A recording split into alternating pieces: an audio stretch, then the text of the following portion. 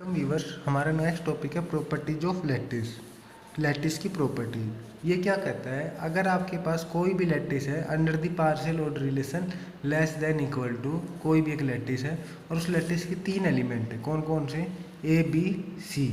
ठीक है, आपके पास कोई लैटिस है under the partial order relation less than equal to, उस लैटिस की तीन एलिमेंट हैं ए बी सी।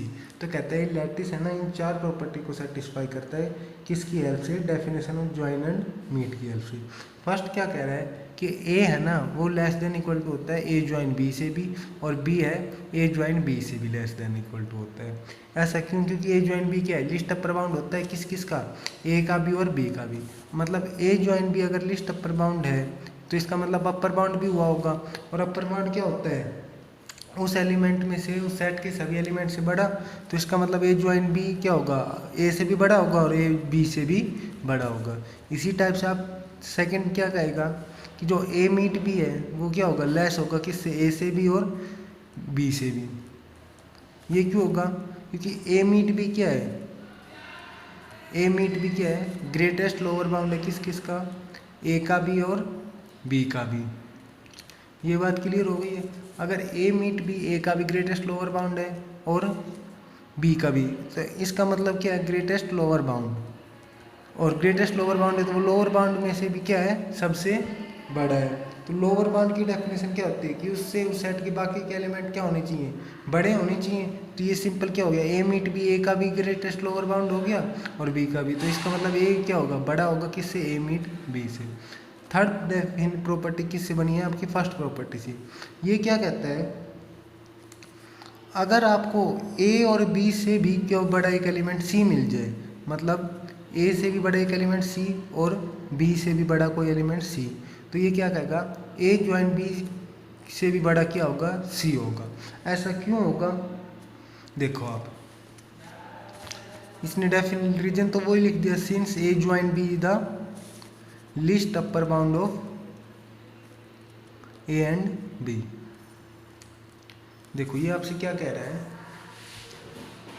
ये आपसे कह रहा है कि अगर ए से बड़ा कौन है, सी, और बी से बड़ा कौन है, सी, तो ए ज्वाइन बी से भी क्या बड़ा होगा, सी ही बड़ा होगा। देखो इसका रीजन देखो, फिर मैं इसको बताऊंगा इस प्रॉपर्टी को याद कैसे करना है आपको।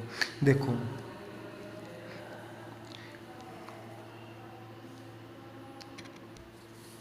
क्योंकि देखो आपकी लिस्ट अपर बाउंड की डेफिनेशन क्या कहती है, अगर आपके पास S under the relation of less than equal to क्या हो, एक पोसेट हो, और एक क्या लो, कोई भी सबसेट लो एस का, तो क्या कहता है, then M belong to S is the, S का कोई एलिमेंट क्या होगा, लिस्ट अपर बाउंड होगा किसका, ए का।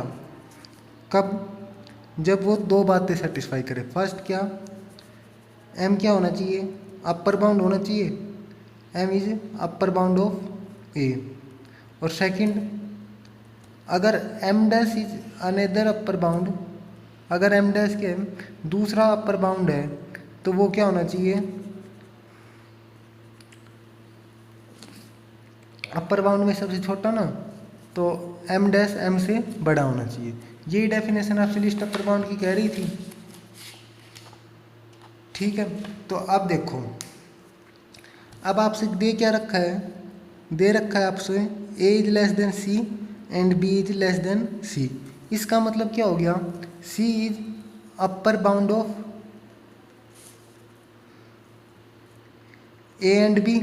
भाई अपर बाउंड की डेफिनेशन क्या कहती है, अपर बाउंड की डेफिनेशन यही कहती है, अपर बाउंड की डेफिनेशन क्या कहती है कि S under the relation of less than equal to कोई पोसेट है, ए सबसेट लिया आपने एस का, तो ये क्या कहता है, एक element M belong to S is upper bound of A, कब, इफ एंड ओनली एम क्या हो, लेस देन नहीं, इक्वल टू और ग्रेटर देन फॉर ए के सभी एलिमेंट से। ठीक है, ये अपर बाउंड की डेफिनेशन कहती है कि भाई एम है वो ए के सभी एलिमेंट से बड़ा या इक्वल होना चाहिए।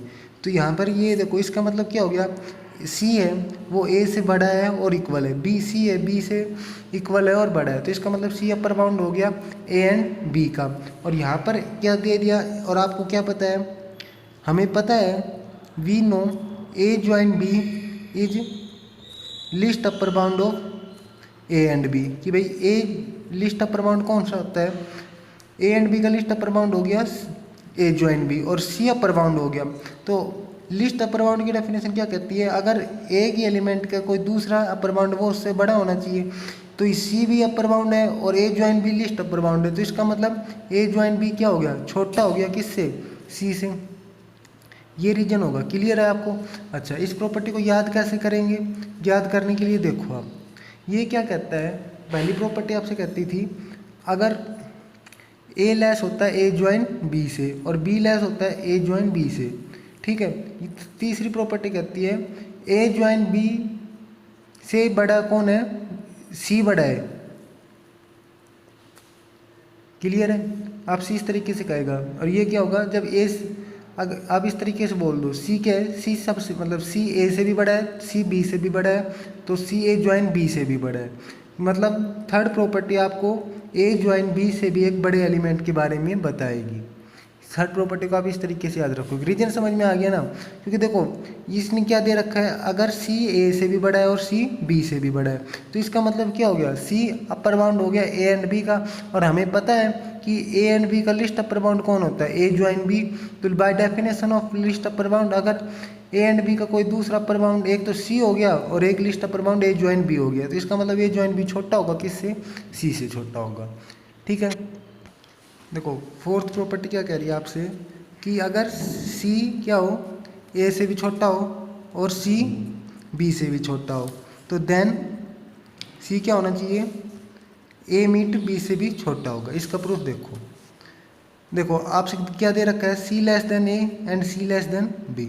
इसका मतलब क्या हो गया, C is lower bound of, C is the lower bound of A and B हो गया।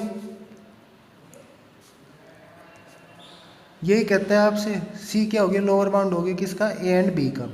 सेकंड क्या कहता है, और आपको क्या पता है, हमको पता है कि ए मीट बी क्या होता है, greatest lower bound of A and B. ठीक है, अच्छा, और अब by definition of greatest lower bound क्या कहता है, ग्रेटेस्ट लोअर की बाउंड की डेफिनेशन आपसे क्या कहती है, अगर आपके पास S under the partial order relation less than equal to क्या हो, पोसेट हो, और एस का कोई सबसेट आप ए लो, तो देन एक एलिमेंट एल के एस के एलिमेंट को क्या बोलोगे, ग्रेटेस्ट लोअर बाउंड बोलोगे किसका, ए का। कब, जब एल क्या होना चाहिए, लोअर बाउंड होना चाहिए। और सेकंड क्या कहता है कि एल ए के जितने भी लोअर बाउंड है उनमें सबसे बड़ा कौन होना चाहिए, एल होना चाहिए। तो for all other lower bound, कि ए के जितने भी लोअर बाउंड है उनमें सबसे बड़ा कौन होना चाहिए, एल होना चाहिए। ठीक है, तो यहाँ पर आप क्या देख पा रहे हो, यहाँ पर आप देख पा रहे हो कि भाई ए मीट बी है, नहीं सॉरी ए एंड बी है, मतलब ए का काम कौन कर रहा है, ए एंड बी। आप देख पा रहे हो ए एंड बी का लोअर बाउंड कौन है, सी, और ग्रेटेस्ट लोअर बाउंड कौन है, ए मीट बी। तो इसका मतलब भाई ए मीट बी तो बड़ा हो गया, बड़ा ग्रेटेस्ट सबसे बड़ा लोअर बाउंड हो गया, और सी के एक लोअर बाउंड है, तो इसका मतलब क्या होगा, सी छोटा हो गया ए मीट बी से। ये आपकी फोर्थ प्रॉपर्टी कह रही है। ठीक है, मतलब फर्स्ट प्रॉपर्टी आपसे कहती है, जिस टाइप से आपने ये रिजल्ट पढ़ा था, ए और बी क्या होते हैं, कंटेन होते हैं किसके अंदर, ए ज्वाइन ए यूनियन बी के अंदर। इसी टाइप से ये कहती है आपसे ए और बी क्या होते हैं, लेस देन इक्वल टू होते हैं किससे, ए ज्वाइन बी से। सेकंड आपने एक रिजल्ट पढ़ा था, ए इंटरसेक्शन बी कंटेन होता है किसमें, ए में भी और बी में भी। इसी टाइप से ये कहती है कि ए और बी क्या होते हैं, सॉरी ए मीट बी क्या होता है, छोटा होता है किससे, ए से भी और बी से भी। थर्ड रिजल्ट में आपसे क्या कह रहा है कि ए ज्वाइन बी से भी, मतलब ए यूनियन बी से भी एक बड़ा एलिमेंट देखना है, मतलब ए ज्वाइन बी किसके से छोटा होना चाहिए, सी से। ये रिजल्ट कब आएगा, ये आएगा जब ए सी से भी छोटा हो और बी भी सी से छोटा हो। फोर्थ में क्या देखना है आपको, ए मीट बी आपको पता है छोटा होता है, तो आप देखो ए मीट बी से भी एक छोटा एलिमेंट, दैट इज सी, देखो ए मीट बी से भी। और ये कब आएगा, जब सी ए से भी छोटा हो और सी बी से भी छोटा हो। ये आपसे रिजल्ट कह रहा था। अब आपकी थ्योरम फर्स्ट स्टार्ट होती है लैटिस के ऊपर। फर्स्ट थ्योरम देखो क्या कह रही है,